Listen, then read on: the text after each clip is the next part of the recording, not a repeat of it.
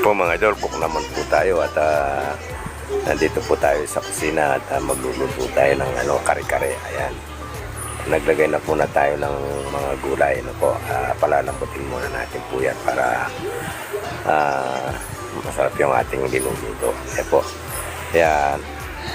Sige po at sundan nyo na lang po at magkita-kita po tayo sa dulo. Yung final na po, yung final na. Tignan po natin kung masarap po yung magkaluto. Ayan. Sige po.